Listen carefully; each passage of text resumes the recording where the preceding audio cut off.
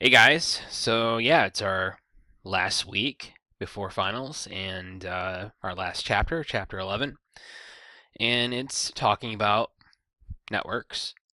It kind of focuses on small networks, but I don't work with a small network. I work with a rather large network, and I just would like to talk about some of the topics chapter 11 discusses, but still in regards to larger infrastructure.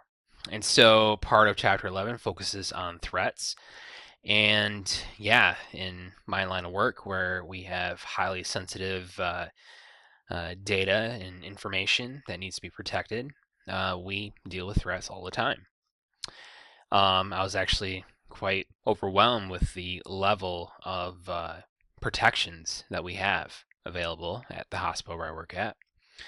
Um, so let's talk about threats. Type of threats. There's information threats, which is gaining access to confidential information, uh, stealing proprietary information, research. In my case, would be patient information, which is highly sensitive. There's also data loss or manipulation of data.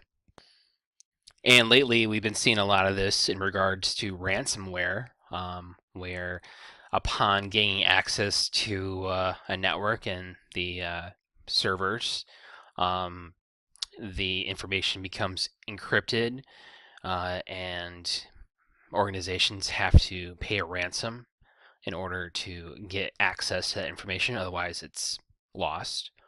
There's also identity theft. Identity theft can be uh, many different types of threats involved. It could be something as easily as social engineering, where somebody gains access to your personal computer or your workstation at work. But it can go beyond that. Should somebody gain access to a patient's information, we have all that vital information that could easily be used to steal a patient's identity and take advantage. And there's also disruption of service. I mean, I work for a hospital. We are a 24/7, 100-ton up environment.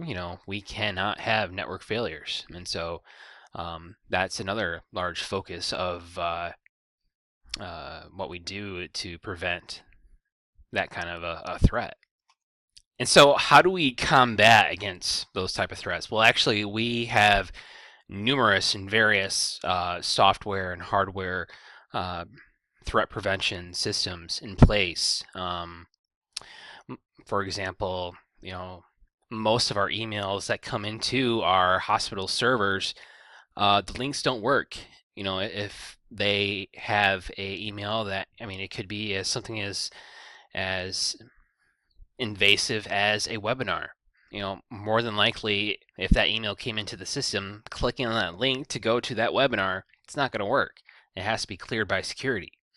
We also have software implanted on all of our computers and servers and systems that should a virus or malware make its way into the system, the software prevents it from installing. And should it even get beyond that prevention, there's more. Um, if it happens to get installed onto a computer, that system more or less shuts down. Um, and we have to reimage that computer. We have to do what we can to pull any data that might be stored on a workstation, but yeah, that system more or less becomes unresponsive and unusable. Um, but that goes all the way down to the end user and workstations up through all of our servers. We have a system-wide prevention system to prevent malicious software and viruses from gaining access to our system. And then there's physical security. We have several data centers, both on site and off site of our primary location. And surprisingly, it kind of looks like this basic diagram. At our help desk, we have a data center in the back rooms. And so, the help desk is the very first line of security.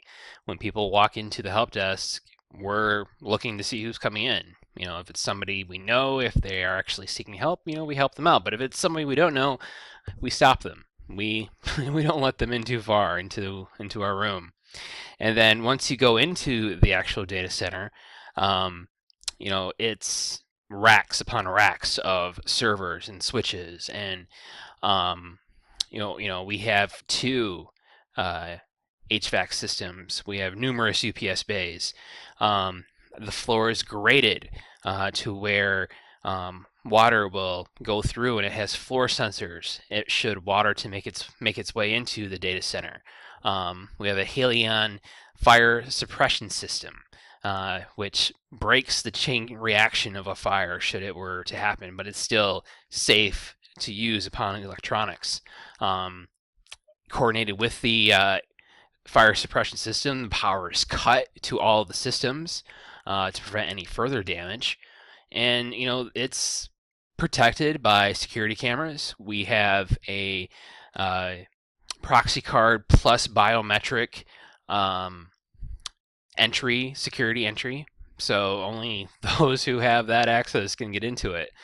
Um, and so, yeah, physical security plays a real role in preventing threats to your systems and your data. Um,